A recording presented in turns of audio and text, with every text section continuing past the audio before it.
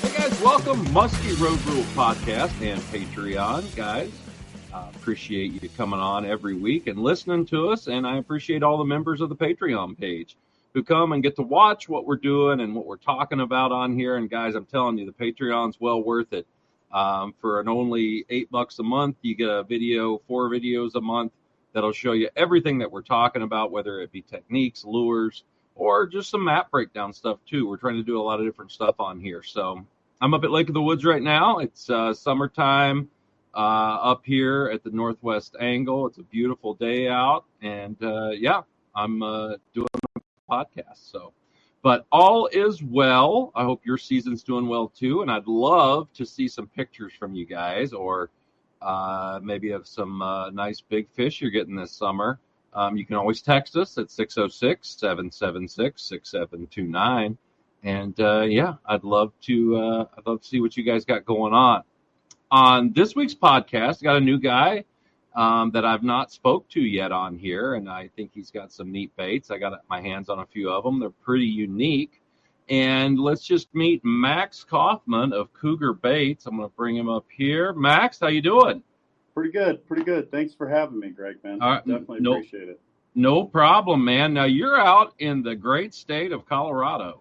Yes, sir. Yeah, I'm up in I'm up in Buena Vista, so we're about 2.5 hours from Denver, west of Denver. We're pretty deep in the mountains, but I want to say just above 8,000 feet. Okay. I would be out of breath right now talking to you if it was me. And then tell us the history of your baits. It's Cougarbaits. Yes, sir. Kind of give us the history on that, your history of fishing, and let us know how this all came about. Yeah, so I guess we'll just start with the history of fishing, right? That's a good way to layer it. So I've been fishing since I was about 4 years old. I'm originally from Cincinnati, Ohio, and my grandfather taught me how to fly fish for bass and bluegills when I was about 4 years old. And from that time, I was, pretty hooked on it. And unfortunately, when he passed, I kind of stopped fishing for a long time, or for a couple of years, just because I had really nobody to go with, and I would always go with him. But when I was about 9, I ended up going out with my friend. I'd met some friends who had a pumpkin farm, and their grandparents had a pond, and we'd fish there all the time. And before you know it, my grandmother actually paid for me to go to Washington to visit some family and go on a sturgeon fishing trip. And so before you know it, I was, before you know it, I'm not even like 5 minutes into fishing, I ended up catching an 8.5-foot sturgeon. I was like 13 years old. And at that point, I talk about giving the kid the crack pipe. You know what I mean? You're hooked forever. Yeah. And so a 45-minute fight with a sturgeon. I mean, it's unbelievable when those animals are insane. So once I caught one of those guys, I was hooked forever. And I ended up meeting some guys that that fished on the bass circuit shortly after.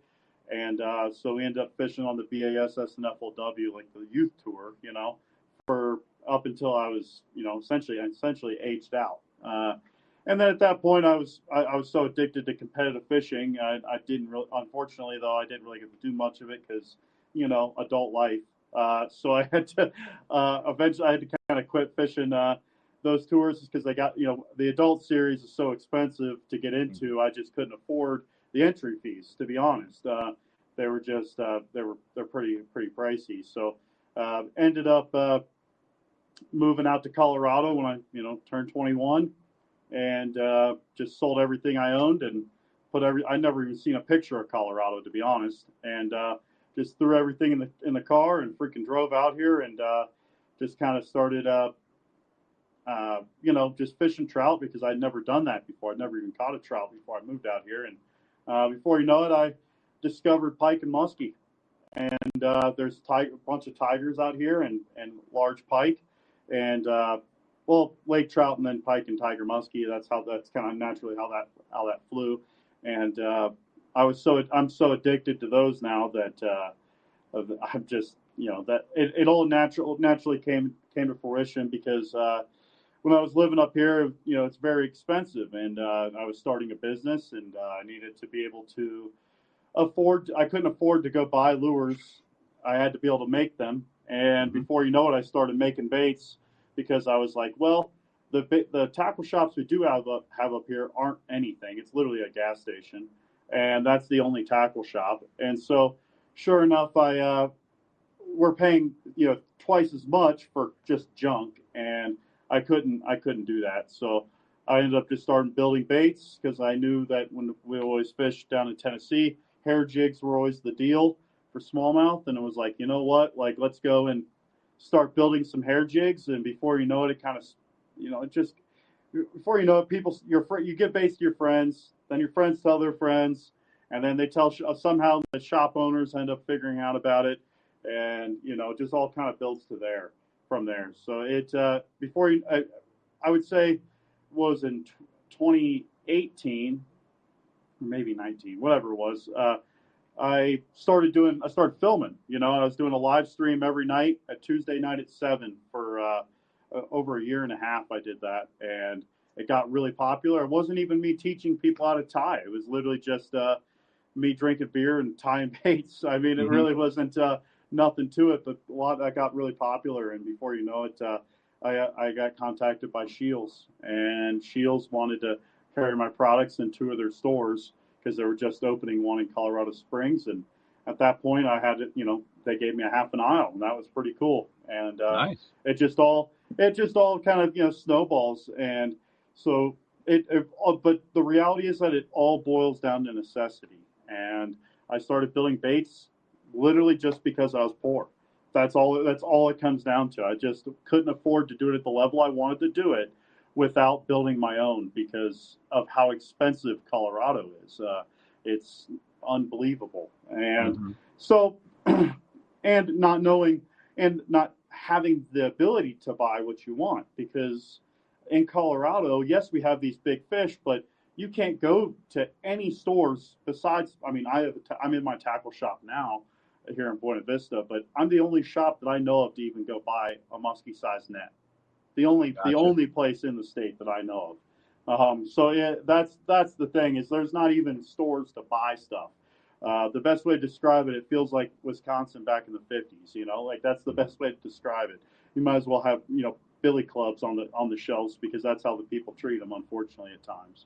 So sure. you have to. They're just uneducated on the fact, and it also, I think a lot of it boils down to money too. Like it's costs a lot of money for shipping, so a lot of businesses, it's hard for them to justify spending that much money on those types of products. So if when they know power bait and trout and fly fishing stuff's going to sell 4 times more, so sure. I have to understand that. But that's what it is. I know that was a long-winded answer there, but that's kind of how it boiled down to just going from learning how to fish to building lures, and then I started expanding into the muskie world once I started catching muskies on my baits, which was a whole nother thing, but ended up start approaching the expo promoters and such out in the Midwest, trying to branch out in those types of markets, because those are the people that actually really musky fish all the time. So those are the guys who are really going to put these things to the test. And I'll tell you what, the people of the Midwest have been so freaking kind to me. It's unbelievable. Honest to goodness, I don't deserve how nice they are, and they're really putting my baits to the test out there. And they're really putting in some work. A lot of big fish have been caught on them. But I'll tell you what, as I'm sure the people in the musky fishing world are very secretive, and they do not share secrets. They do not share pictures, which is unfortunate, because I'd love to see all the pictures. All I hear is stories. But from my understanding, dudes are doing really well, and so that's always good to hear. That there's no doubt about that. Yeah, well, let's look at some of your lineup there, some of the baits that you do make. Let's see what you got. So what I have We'll start with the original musky bait, and that for my lineup, and that is the hair jig. So we call this guy the Dirty Dancer, and really what it is, honest to goodness, what it really was originally a lake trout jig, and but since we've kind of transformed it into a musky jig, and I really dig this thing. It's essentially a layered hair jig. So as far as I'm understanding, I'm the only guy tying him this way, but it has pop. And the reason for that is to give it body, so it doesn't look like a wet sock going through the water. It actually has body to it as it flows through the water, which gives it a much better profile. But there's a couple versions that I build, but this is the standard. A lot of guys are adding a trailer hook off the rear, which I would suggest if you're having issues with fish nipping at it. But in all reality, more hooks the better in some ways, right? But if you're worried about catching on cover, that's, single hook might be the better option for you. I do have a version that doesn't have a blade, that does have just a hook and a grub tail, or you can put a paddle tail on it, whatever the heck you want. I do also make one. This is the other version of the hair jig. We call this our Beach Boy head, which is essentially a worm nose. And it's a rounded head bait. And instead of a pointed, swimming head, this is more of a bait to be hopping and pounding sand and things like that. Out here, and I know this is a thing out in the Midwest too, especially in the cold months like early spring. Well, out here we don't have a musky season, so we can fish them essentially all year round if we really want to. But a lot of times those fish will kind of pull up on those beaches, and this is when this thing is.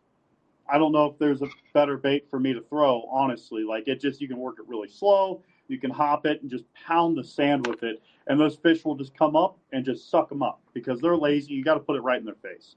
So that seems to be the deal for me. I know you guys down there, and when you fish over in Cave Run, I know you guys fish a lot of jigs, but I assume you don't fish them like that, right? I mean, I assume you guys fish them completely different. No, we try to do, a lot of the jigs that I fish are in really thick timber, so I usually have to have a weed guard or something on there to keep it from getting too snagged up on me. But I like, your jig there is a bigger one. It's got some body to it, and it seems really nice, like if you're working through a cabbage bed or something, and, there's a drop off, you can let it fall off the side of it. You can work it fast through the weeds and then let it fall. The blade allows a little bit of slowness to it, so you don't get that bait that keeps rushing forward on you. So you get that little parachute slow down action to it, which I really like. And you can play with blade size too. Just because that's the blade you put on there doesn't mean you can up. If you up the blade, you're just going to get a slower fall. Absolutely. And you're going to get a little more vibration back there. The only thing you have to do is maybe up a split ring size or something to handle the more pull of the blade. So there is a uniqueness there to what you got. And you may not even have to upsize the blade or the split ring. Recently upsized the swivel, so that's a 90-pound swivel on the rear. That's a bigger split ring. Yeah, and then the split ring itself is, I want to say, an 80-pound. So it's fairly heavy. But the big thing with that is, and I'm sure you understand this from a lot of guys try to throw the jigs on musky gear, and that's just, you're not going to get the results you're looking for. You really need a very heavy bass flipping stick. I know Elk River Rods makes a really nice one that Rich Reiner designed. It's designed specifically for that jig. I know Vexus Rods makes a nice jigging rod too. I'm sure you know a couple of good brands out there too. But those are the ones that I know of that are honestly just killer. You don't want too heavy of a rod. You're going to get a bad result. And I do mess around with the blades. Now you say that. I do mess around with the blades. Honestly, if I'm going to be swimming the jig, a lot of times I will switch out from that Colorado to, if I'm swimming fast, I'll switch out from the Colorado to a Willow. And I do like messing around with blades that way. But not everybody does. Some guys like, whatever the heck this bait comes with, that's what I'm going to use. Sure. To me, do I think that's, I'm a musky fisherman. I'm a bait builder. I'm going to be messing with everything, man. Nothing that I buy is fished out of the box. Not a Mm-hmm. single thing. And maybe that's to my detriment at times, because the bait builders who designed it probably know better than I do. But Mm-hmm. the truth of the matter is, like, I'm gonna try something different. Something different. It can't be a bad thing. I mean, it really can't. Most of the time, I would say, at a minimum, most of the time, it cannot be a bad thing. So, Sure. No, it's a good deal to play around with the stuff and see what works for you, what doesn't work for you. All that stuff I mean, is really important. I even add weight to my swimming dogs. Like I everything. I go and I don't exclusively fish my baits. I know a lot of bait builders, they only fish their baits, but in all reality, I understand I don't make rubber and I don't make wooden baits, so I'm not partial to my baits. And I'm a part-time fishing guide too, so like I have to put people on fish, and my baits aren't always going to be the ticket. There's other things out there. So Sure. but move on down the line. I don't want to keep it too long. I know you're a busy guy. So the reality is that the next bait came out with a couple years ago. Just took these off the shelf. So that's why I'm taking off the paper clip. This is the underspin. And so I make them in two models, as you know. One is a 1 ounce, one is the 1.5 ounce. The 1.5 ounce, I have a little bit more leniency on. I can either make the blade hanger longer or shorter. You can play around with that type of stuff. You can, some guys like yourself custom order those types of deals. This would be one that would be a little longer, than what the stock one would be, but it's just very slightly. It's not a crazy difference. But that's one that I've fallen in love with. I don't know exactly how you fish it, but it seems to be every person that I talk to fishes it differently. And so to me, that's a good thing. But it's also hard to try to tell people exactly how to fish it when every person I know fishes it differently. Sure. The way it was designed was to be straight retrieved with every now and again giving it a good rip just randomly. Mm-hmm. That's how it was designed. Does that just be because where I fish a lot, we have a lot of deep reef ends, or deep reef break lines, things like that. And so the idea was to let it sink to the bottom, rip it up, and then just slowly retrieve it and bang it on rocks. That's what it was originally designed for. But from what I'm understanding, nobody else not very many people fish it that way. Yeah. And so that's okay. I'm completely cool with that. The way that when I first fished in northern Wisconsin last year, I went out with Gus Mantee. I hired him for a couple days, and we went out fishing all over the Eagle River chain and other lakes, surrounding lakes. And I would say that this little guy, we were fishing deep sandgrass with it, and it was pretty cool, man. It was. I would say that I just had never fished it that way. He was fishing a lot like a bulldog, Mm-hmm. and I was like, by golly, that's a great way. And once you suggested for me to make the blade a little longer, I was we'll see what happens with that, and I was testing that out last week, or what am I saying? This week up there. It's the first time I threw it, and that sucker pulls harder than hell. So I think that might be something we release next year, is a longer blade hanger. It's just with the bait making world, there's so many versions of what you could build it with, and the fact that thing pulls hard, I was blown away. When I was ripping that thing, it literally felt like a 10-inch red October tube down there. Oh yeah. It really pulls, and so I was absolutely blown away. And yeah, the footage I took that footage when I got back from the Wisconsin Muskie Expo last year, because we had just released a couple new models. Oh, that was the one. which we'll get to that guy here in a minute. I know, unfortunately, I need to have a little sign down there that tells you what bait's about to be thrown, because it's a little hard at first, but that's the kook spin, that's the underspin. And You notice how that blade spins? It doesn't. The 1 ounce version doesn't spin constantly. It's more of a flutter spoon.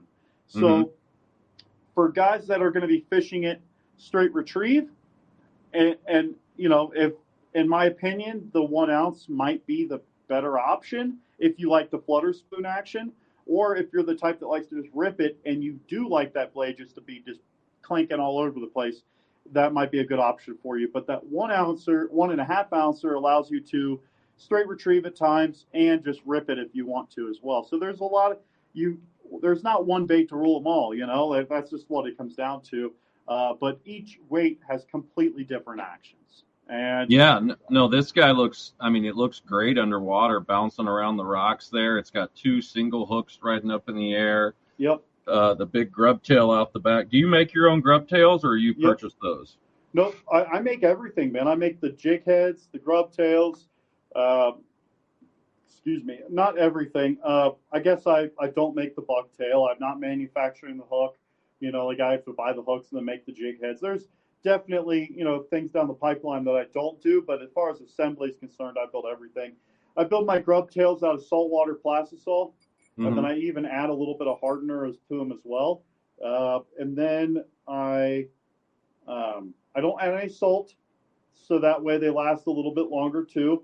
And in the state of Colorado, there's a lot of weird rules as far as like scent is concerned and things like that. So they're unscented, they're unsalted. Because if they were salted or scented, there's a good quarter of our lakes here you could never even fish these in. Oh, so, wow. The reality is that's why I have to make them to kind of universal. It would make no sense for me to make a Midwest version and then a Colorado version. Financially, it wouldn't make any sense. So I try to keep things a little straightforward. I have heard of guys adding scent to the hair. Because it will hold it. In my opinion, it's talk about grossness, like it's going to store gross, in my opinion. But I have heard of guys doing that, and especially in very pressured waters. They have added, you can buy this stuff called Procure. It's like a gel. You can add to the hair. It's they make a muskie and pike model that is unbelievable, honestly. But in all reality, I have heard of guys using that stuff. Would I suggest it? No, because your baits are not going to store. They're not going to look nice, a month from now. But I guess the reality is when money's on the line, money's not an issue. So it doesn't when they're tournament fishing or whatever it may be. So it's a cool bait. I came up with the concept a couple years ago, but with just using just the head version. And then once we started getting into the muskie market, we added the tail. I had a couple guys suggest to add the tail to it, and was like, you know what, that's a great option.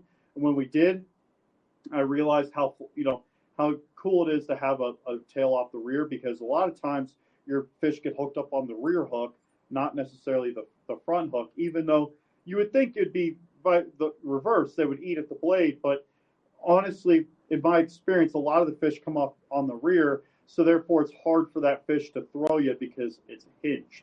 So, sure. Which a lot of my baits do have that hinge because they're single hooks. Personally, I don't make a lot of baits with treble hooks. I really don't.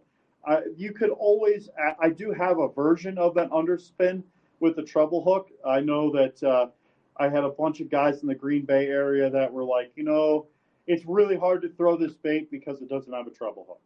And I have to respect that, right? Because the reality is a couple of years ago, a friend of mine, he was fishing Mille Lacs early in the year, fishing the sand, and he did hook a giant, and on the hair jig, but he lost it. And that was before people were adding trailer hooks to them. And he said that he's like, dude, I don't even think it even had a hook in it. I think he just had it in his mouth. And at that point, he's like, you got to realize their mouths are so big. This little bait, to try to get a hook in it is almost impossible at times. So if somebody was to add a treble hook, to the bait, you're not going to hurt my feelings. I think that'd be a good option. It's not. By special request, I'll even tie onto it. The biggest issue with that is going to be over time, once you lose your tails and you replace tails, the positioning is going to be a little different. Now, do the fish really care? Probably not. It's just from a bait maker standpoint, I try to make things look as streamlined as possible. That's just little details. But there's a lot of cool things we'll be coming out with the next couple of years. I'm working on a lot of really cool models, and I try to, release them as quickly as possible because I know that people are always jonesing for more, and I want to give them new products as soon as possible. But we also have to give them a fair chance in the testing world. I normally sit on baits for about 2 years, roughly, before I release them. But there has been times where we've just hit the nail on the head and they get released a little easier or a little sooner than later. Sure. But moving down the line, we will be moving to the chatterbait next. So I've been making this chatterbait for probably 4 years now, and the chatterbait head is custom. I had to make a custom mold to get past the Z-Man patent, and I personally like this chatterbait head more than any others for a lot of reasons, because I can also use that same head for another version of the swimming jig. So I do also have a swimming jig that's all tinsel, but essentially all it is just adding a chatterbait blade. So anyone who buys a chatterbait from me and they don't want that chattering action, they just want to swim it, take off the blade, you're solid. You're good to go. So essentially, this is what it is. It is another swimming jig. Yep. With a big old floppy tail on there. Same tail that I use on the underspin is what I use on the chatterbait. Again, a hinged action to it. I mean, we all know how to fish chatterbaits, but this was my confidence bait for a long time out here. The fish were just absolutely going bonkers on them for a couple of years, and I will say that I haven't had a failure on the thing yet. I mean, we released it a little quicker than I probably should have because it was just so freaking dynamite, and I haven't had a failure on it yet. Honest to goodness, knock on wood, I guess. Yeah. But it was really cool for working shallow weeds, deep weeds. You could count it down. You could rip them through the weeds. It was a really good option. It's not a bait that I talk a lot about. I only have one model on my website. Probably should change that. But I really wasn't talking about it too much, just for the fact that there was a bunch of other chatterbait companies out there. But since, a lot of those companies aren't making as many baits as they used to, I figured why not? Let's showcase it, And so that's one that I really like, man. It's definitely been good to me. It's a good client bait because it's really, really easy to work. The next bait I would like to showcase with you, I don't want to just blow by stuff here for you. I guess the other question I have for you is, do you ever really fish chatterbaits yourself? I mean, I know they're not your favorite thing in the world. No, I don't, and it's probably to my own detriment. I used to fish them when I night fished quite a bit. I would throw them after dark, and I caught some nice fish after dark on them. But I don't fish a lot of chatterbaits. It's just something, it's just one of those things that I don't fish that much. Up in Ontario, what is kind of your go-to? I mean, we throw a ton of bucktails. I want to throw that underspin some up here. That's why I got that. And then just your traditional topwater jerkbait, crankbait, rubber. Throw a lot of rubber. And yeah, I mean, I know guys that do catch fish on chatterbaits up here. They just haven't been, haven't really fished them that much. Do you think the bucktail thing up there is so prevalent just because of the amount of water you got to cover? I think that's a lot to do with it. I mean, on Lake of the Woods, you got, it's endless spots, endless amount of everything. I mean, we got, 14,500 islands, 1 million acres of water. And, so it's a lot of just covering water and spots and just getting baits in there and getting them out and moving on. Yeah, kind of like power fishing them, Yeah, is what it kind of turns into. Like I said, I know guys that do fish chatterbaits and catch fish on them. It's just something I've not done a ton of. Yeah. I mean, it's not for everybody, right? Like, it's not, some guys, they don't have any confidence in them. So, we all know if you don't have confidence in it, it's going to be hard for you to throw it. And Sure. that leads into the next bait, because it's a little off the wall. It's not a normal bait. I've personally never seen one like this made until I started like researching the snakehead world and snakehead fishing world over in like Indonesia and like Thailand and such. And this is actually a prevalent bait over there, but they don't make them to this size. So I just made them big for muskies and pike. Mm-hmm. And in the U.S., I don't think anybody's using these things, but they're really freaking cool. When we did underwater footage of them in like a side-by-side comparison, not really exactly side-by-side, but I ran one through and then ran the new bait through. The first one I ran the chatterbait through, and you couldn't hear. What was interesting is that you couldn't hear the chatterbait until it was right in front of the camera.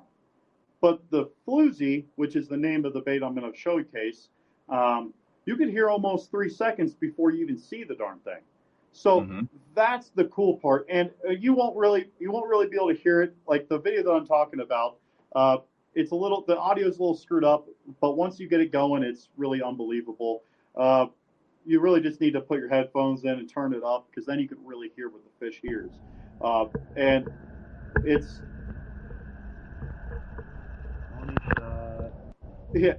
it's like you can hear that sucker from forever away.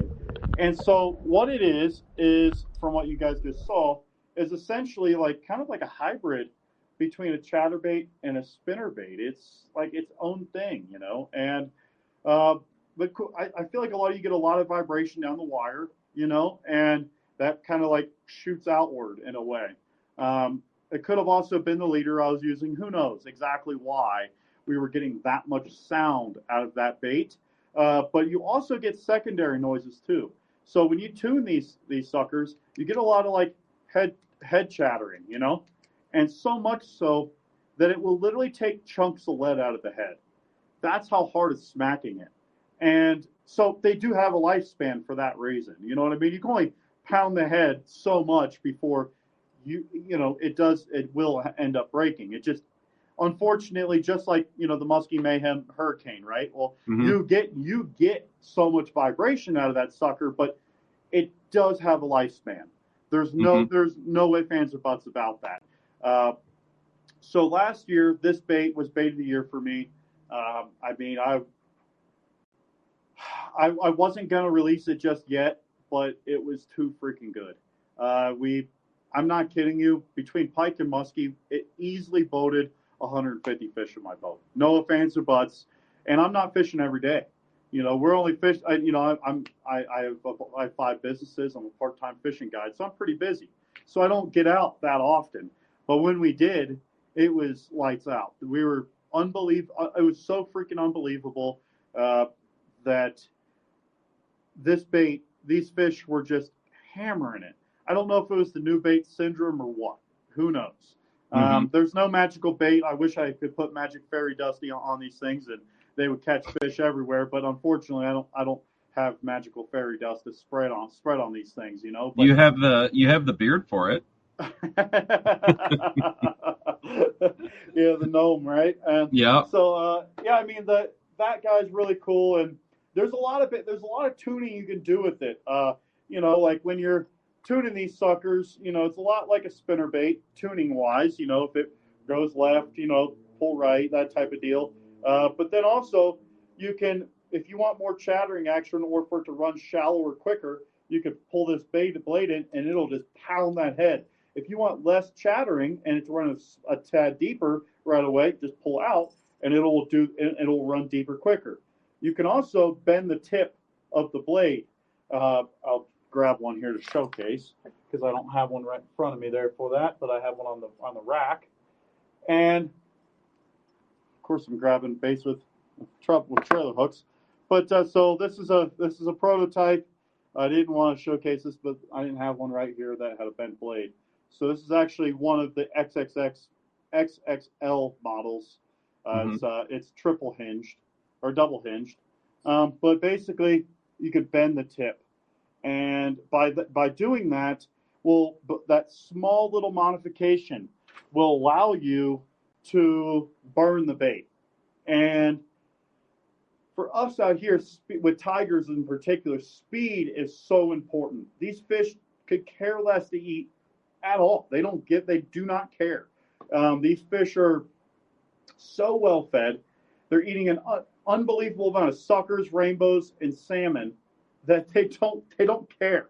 Our stocking numbers are so insane, but the fish are still getting giant. And the lake in particular that I guide on, they even have perch in there too. So talk about just a buffet everywhere. So the only mechanism you can really get for those fish to trigger half the time is sound and speed, and that's it. They could, if you put something like a glide baits work out here really well, but only in the cold water times of the year. Like you have to really think outside the box to get these fish to trigger. And a lot of times big baits aren't even, a big bait isn't going to do the trick because they're just nipping on little stuff all day long. Profile wise, they don't really dig the whole big stuff. So anything bigger than 9 inches, they don't really dig. They don't really seem to. They'll eat them. I'm sure they will eat them at times, but they seem to prefer the smaller stuff. And sure. And so that's kind of why me getting into the northern Wisconsin market in particular is definitely a good one, because a lot of guys do tend to throw smaller stuff a lot of the time. And then you got, me being from Ohio, I understand what the bait fish is like over there. And a lot of times these guys do like smaller stuff as well. Not always, but a lot of the time. Sure. So yeah, I mean, it's an interesting thing. The floozy is definitely my new bait for the year. We are working on some new stuff, but in all reality, that bait right there, I think you're going to be really happy with. I threw it a lot when I was in Wisconsin this week, and because we honestly just missed each other by like a day. Yeah. Yeah. But because you were down there for the PMTT, right? Correct. Yep. I was. The Sweat Fest 9000. That's what Yeah, that it was. It was a warm one. How did you guys move anything on them? I did move a little guy, but to be honest, we only moved 2 fish all day, and so it was brutal. We only moved 2 fish that day in particular.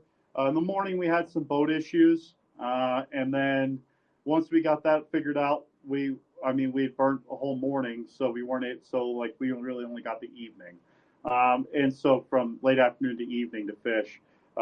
Boat issues happen. There's nothing you can do about that. So therefore, we didn't get on the water again until about 2 in the afternoon, and then we fished until essentially dark, and we only moved 2 fish. But we moved some on side imaging and stuff like that, trolling, because we ended up trolling a little bit, and we had a couple very large ones chase our grandmas and whatnot up to the boat, but they just would not freaking commit.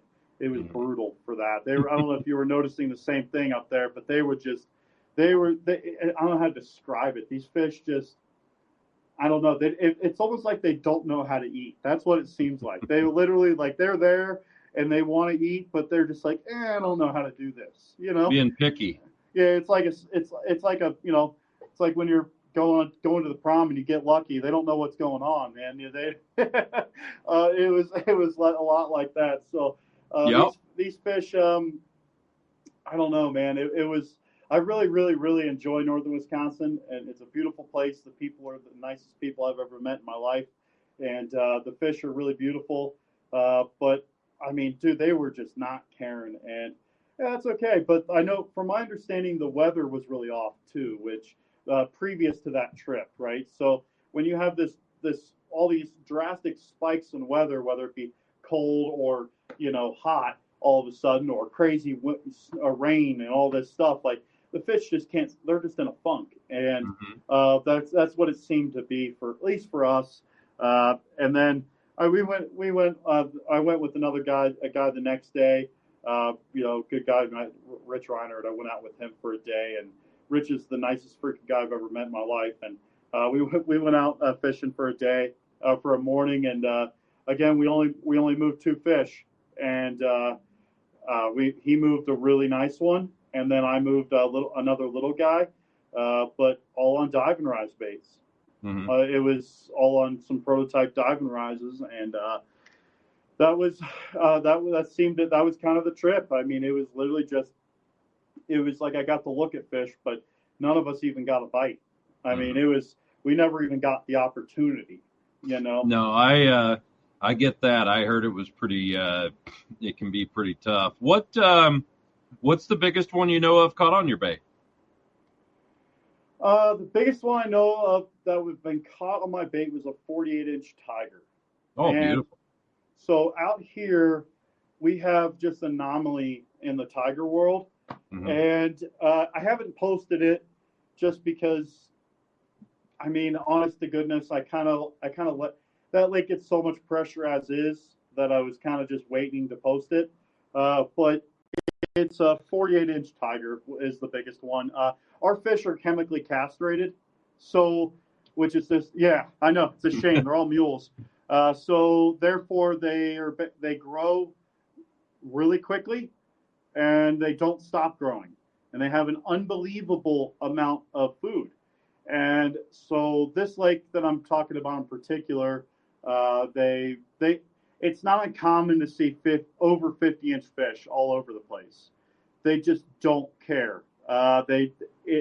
It's hard to describe. They literally they'll swim next to your boat and just cruise.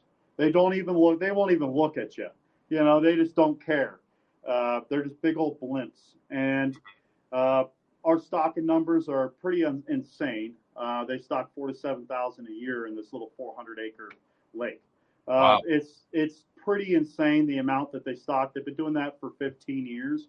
So the numbers in that lake are ungodly. I don't know of a lake in the U.S. that is that densely populated, but then also have the average fish is 40 inches. You know, like that's the average fish, but you have anomalies all over the place. But the lake itself, for good reason, has an insane amount of pressure on it. So for good reason. But you can't guide out there. There's no permits issued. No guides allowed. It's public use only. So that is, in a sense, good because otherwise you would just be shooting a fish in a barrel, you know. But the truth is, those fish, most of the time, they just don't care. But that's the biggest one that I know of, and it was caught on the floozy, actually. Okay. The second biggest fish. Well, I guess I should back up. You know, like as you know, I mainly fish pike.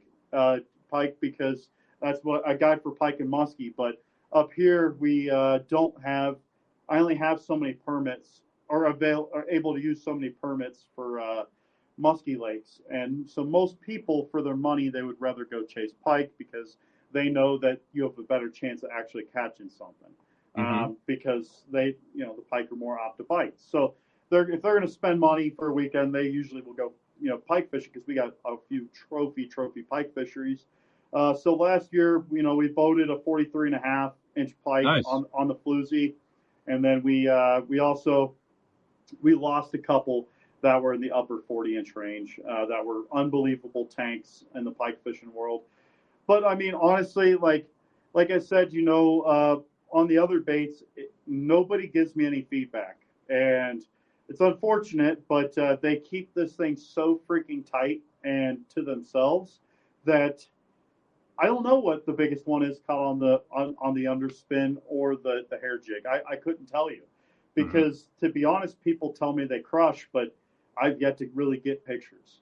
I know that I've been doing this for 9 years, but the reality is, in the muskie fishing world, guys really keep their stuff tight to themselves. I did get a picture this year of like a 42-inch muskie caught on the hair jig up in northern Wisconsin. But that's it, man. There really I haven't gotten a ton of feedback for stuff like that. Just say that that people aren't crushing. They're still buying, and they're telling their friends. So that should tell you something. Exactly. And at the Wisconsin Muskie Expo, I'll tell you what, I don't exactly come home with every bait that I brought.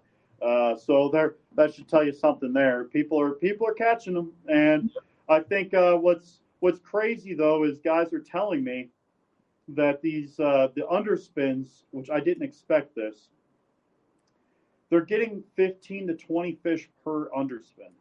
Oh wow. So I don't know what the average bait, like for the average bait out there, I don't know how many fish you'll get off a bait, or how many fish you'll get off of each bait. Mm-hmm. But in my opinion, that's fairly durable. Yeah. And and when you're talking about a bait that's made of mostly bucktail, like that's a whole nother thing. So, I definitely I'm interested to see what the future holds, and I can't thank you enough for all the feedback you've given me on those, because that allows me, if anyone, any of the listeners are listening to this, that, or anybody listening to this that do use my products, please give me feedback. I mean, that only allows me, to make these things better, and make them more friendly for the individual using them. That's something that's super important, and I cannot wait to see what this year holds as far as what people catch on the floozy and whatnot, because I wanted to release a bait that people could, it was easier for people to understand how to use it. And because originally in my lineup was mainly just jigs, and I'm all for just making jigs, but the truth is that a lot of guys like yourself, they throw a lot of bucktails, they throw spinner baits, things like that, and this is very similar, action, or like technique wise, not necessarily action, because the action is completely different, but technique wise it's very similar. And so therefore someone can walk up into my booth at the show and go, well, I don't know what that really does, but it looks similar to what I normally would fish. And the good part about it is that the blade doesn't stop in the figure eight. That was the biggest issue with the blade, with a lot of these, because this is a concept that other bait makers have tried in the past, but they, for some reason, the angles on that have to be so particular. Otherwise, the baits themselves won't work correctly. So the angles have to be just right in the bend and everything. And if they weren't able to get the blade to continuously vibrate, and in the 8, and for some reason the blade that I bought, or that I got for it, is the right blade. And on top of that, it like the bend of the wire, everything is perfect on it, to where it will vibrate in the 8, no problem. You can work it fast, you can work it slow. The cool part about the floozy, which is this is the biggest thing. I don't know if you've played around with it at all yet, but the truth is that it doesn't have any lift, or if any, very little. So a lot of chatterbaits, spinner baits, things like that, they have a lot of lift because the blade's on the top, and connected to the head, or blades on the top, or in a chatterbaits scenario, it is connected to the head. But because of that, you get a lot of lift out of the bait. But because of where the blade is situated on this bait in particular, it has no lift. So you can essentially count it down to whatever depth you want to fish it, and it'll damn near stay there. So that's really the cool thing about it, man. It's it allows you to fish a chatterbait that isn't a chatterbait, because it makes a completely different sound, in depths that you've probably never been able to fish one before. And out here, that's really important. I fish a lot of drop-offs we get broadleaf that literally is 20 feet tall. And at that rate, you want to fish those edges of the broadleaf. And that floozy allows you to do it. And the cool part is that it's kind of a dummy-proof bait, man. Like that's the beauty of it. I mean, I know that a lot of guys will look at it and go, well, that looks like an OEM bait if I've ever heard of one, right? Like you just took a bunch of spare parts and put it together. And essentially you wouldn't be wrong. But the truth of the matter is, it's a good combo.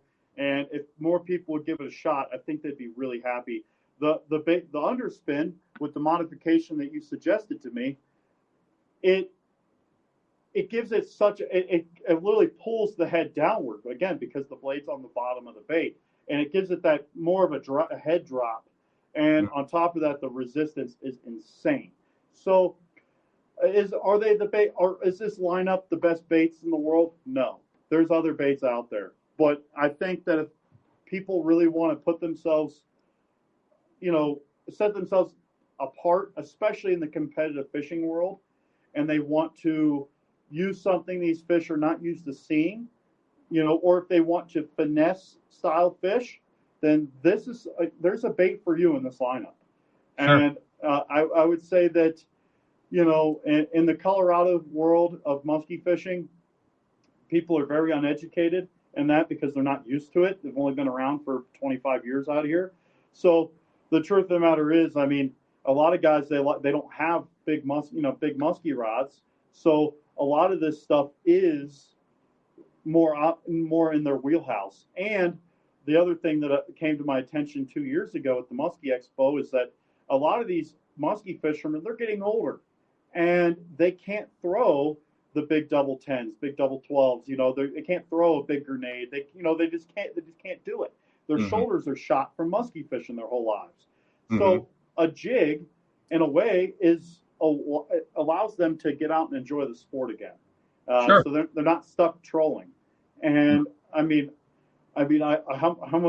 much do you like trolling versus casting? I assume you probably don't dig it as much. Yeah, I'm a troller. I like to troll. Yeah. Oh, okay, fair enough. I do a lot of it. It's kind of one of my go-tos. Really? Okay. If I have the option. But I love casting too. I do a ton of casting up here and at Lake of the Woods and stuff. But where can they find your baits at, Max?